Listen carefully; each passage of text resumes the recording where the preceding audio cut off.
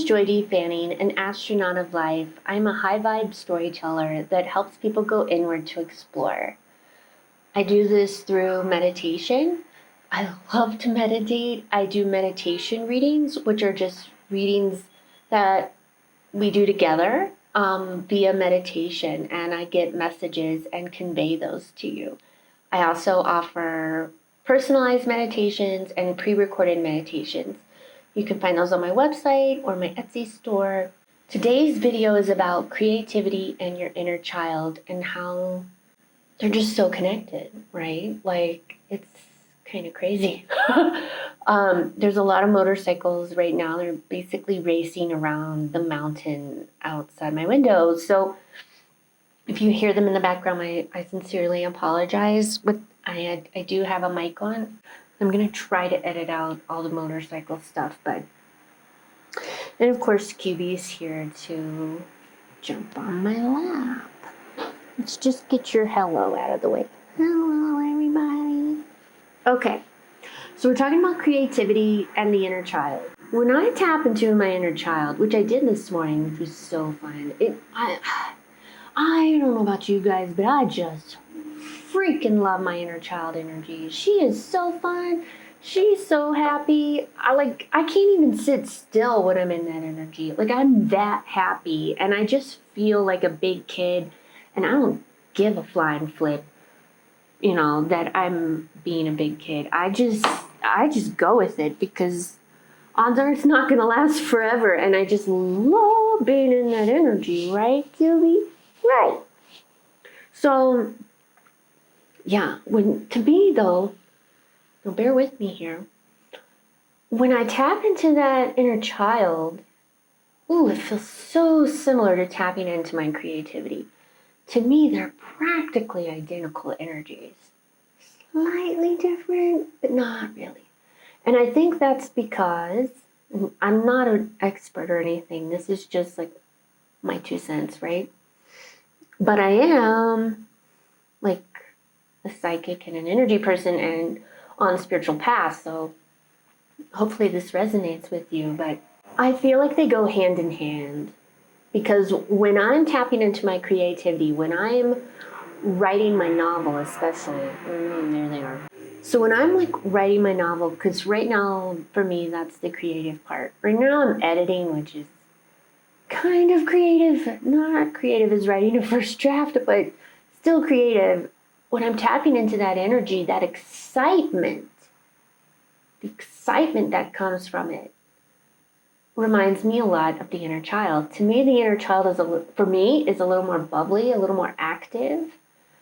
But I mean, there's a zillion ways to be creative, and there's a zillion ways to interact with your inner child. To me, both are in the realm of limitless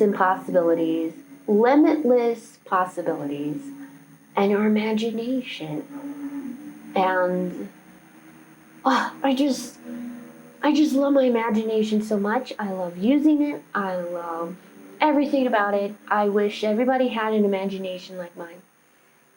That sounds a little braggy, but I mean, like, I just wish they did, because I just love it so much. And sorry, I'm kind of itchy.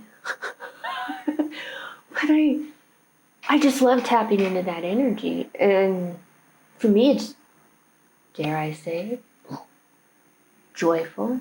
I think a lot of times our creative blocks can stem from trauma or unhealed inner child wounds. And this brings me to why inner child work is so important. Now, you want to do this inner child work, I feel like I should back up and explain what an inner child is, which I'm not looking this up. This is just me kind of coming up with it on the fly. So if you're not used to this term inner child, I think you'll still probably recognize this energy. Because as an adult, sometimes you might feel like you're in that same emotional state that you were when you were happy as a child. That's the energetic feeling of it. But your inner child is just that. It's a piece of you that lives inside of you that is childlike.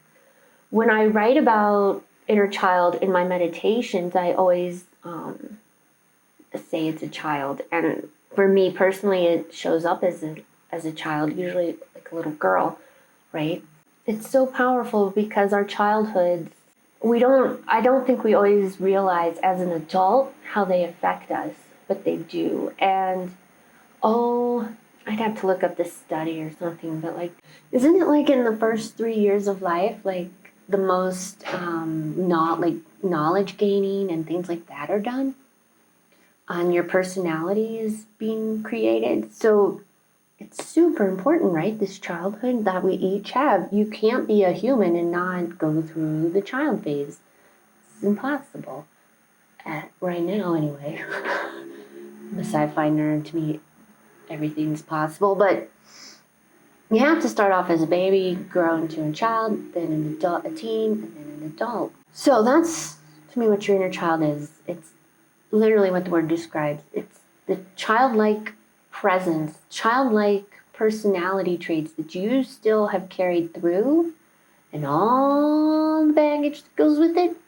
That's your inner child. So when I talk about healing your inner child, it can get a little dark. And sometimes it's not even like abuse or anything, because it could just be somebody said something to us, right? It doesn't have to be this big, scary event. It certainly can be, but it doesn't have to be. Because remember, it's about how you felt as a child when it happened. So it could be your brother. I'm making this up. I have a brother, so if he watches this, I don't want him to think I'm picking on him like he picked on me all those years. It's about how you at that age, whenever it happened, felt. So maybe now, if like my brother teased me, that's no big deal. But at age 4, it could have really hurt my feelings, right? Like I could be so offended and have this pain and then not deal with it. So it's kind of like past life trauma, but this is about your childhood. That's just a very vague example. Certainly it can be a traumatic experience. This is why inner child work is so important. And it's also why it's so hard, because, you basically have to relive those feelings. And in most of the meditations I make around the inner child, it's all about scooping up that little child. Like for me, a little girl, and I usually just hold her and she's crying or whatever from whatever pain, which is me, but like adult me is holding her, and I'm like, hey, you know what? This is over. We don't need to hold on to this anymore. This doesn't serve us to hold on to what Marky said when we were 4. We don't need to do that. We're in a safe place now. And sweetie, you are so loved. And I just kind of hug her, just like I would like a kid in the 3D, like my reality, right? And I comfort her, which is essentially comforting myself. It's inner work. As a creative, I feel like this is important, because if you don't do this inner child work, it's going to be harder to get into that childlike excitement around creating. To me, it's just like putting a yoke. It's like putting a yoke around your neck. And as a creative, like, obviously that's the last thing I want, right? I don't want a yoke around my neck. I want to be free. I want to move. I want to dance. Well, for me, I want to write. I want to make videos. I want to make cool graphics. But if we're not in touch with that inner child, and if you have a different opinion, I'm actually more than open to it. Please list it below. But if we're not working with that inner child, if we're not regularly tapping into that not blissful, but like joyful, I don't give a fuck, I'm a little kid, I'm going to dance around in my tutu whether I'm in the recital or not, energy. And that energy that child has, that you had as a child, that you can still tap into, so powerful. So powerful. why in the world would you not want to use that with your creativity? I mean, right? Basically, all I wanted to share. To me, that's how creativity and the inner child kind of work together. They kind of play off each other. And I feel for myself personally, is what I'm speaking from, it's easier for me to create when I'm in that inner child energy and I'm channeling my inner child and I am just little joy and I am having so much fun and I want to get my hands dirty. I want to dance around. Great ideas come then. Everything. Oh, I just love it. And now I feel like I should give a tip on how to get into that inner child energy. Sometimes I just wake up and I'm in that energy. If it's a random, I don't know how I got into it, but I know I'm in it. I just enjoy it. I'm like, you know what? I'm happy today. I want to go play or something. Being creative can help you tap into that inner child energy. Doing a fun thing, a non-work thing. So that could be playing a game, watching a movie. To me, it's more active though. Like, go to a playground and slide down a slide if you have to. Or go sit on a seesaw with somebody else and play. Just play. That's how you tap into it. Don't be afraid to be silly. I think most people are silly by themselves. So you might already, if you do that, like if you dance around, use your hairbrush as a microphone. You guys ever watch that movie Hot Rod? Oh my gosh. Where like his like brother, like one of those lonely, is it Lonely Planet? No, you know what I mean. Where he's like singing to his stuffed animals. Sorry, I totally fell on the floor laughing during that scene once. But like, that's when you're by yourself time where you act like a fool and you don't care because you're by yourself. Ding ding ding ding ding ding ding ding. Jackpot. If you're like, Julian, I don't do that. Try it. What did you do as a kid? You know what? I always use my family members for example. Last week was my dad, now it's my brother, because my brother loved maps as a kid. He liked Hot Wheels too, but maps. Like he had atlases and globes. Big Where in the World is Carmen Sandiego fan. And like I had Barbies and stuffed animals, right? My brother had maps. He was much more into that than me, which he has a degree in geography, so that is no surprise at all, right? But like if he was like, Joy, how do I tap into my inner child? For him, play was learning about the globe, learning maps. But like my brother, he had toys, but I just remember like being, hey Mark, you want to play? And he's got maps all over his floor. So if my brother came to me now and was like, I don't know how to tap into my inner child, I mean like, remember that joy you had when you were looking at a map? And like I would come in and you would tell me how like all about the statistics of Nigeria or something, and like the capital and their biggest exports, and that excitement you had when you did that. Maybe look at a map.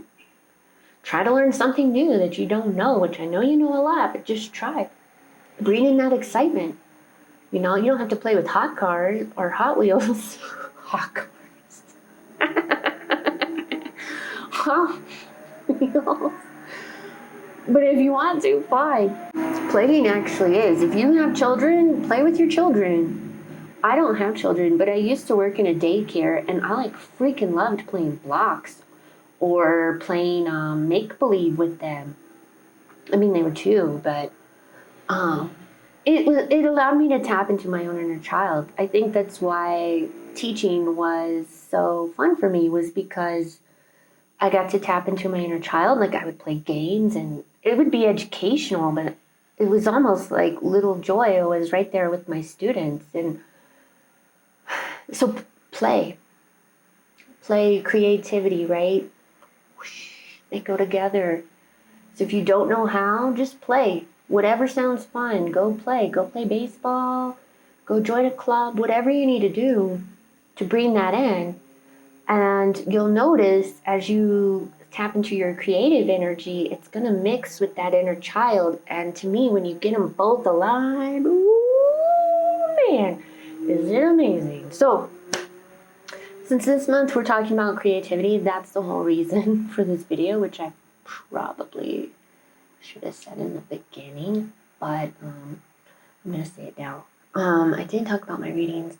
If you're watching this before the 22nd of February, which I know is only like, I'm putting this video out on Sunday, so if you see it, on the 22nd, I made a meditation today that we will do that day in a large group.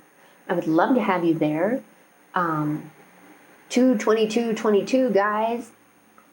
I really hope you can come, and the link will be below. Please take a look, join in. I'd love to have you there, even if you can't come. Lots of like-minded people, cool place to hang out.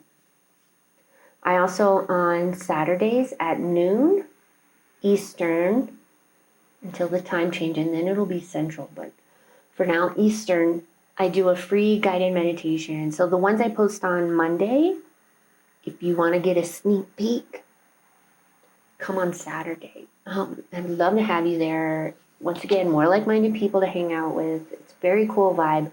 We usually talk afterwards. I would love to have you there. Thank you so much for watching this video. If you haven't, please like and subscribe. I love you all. Namaste.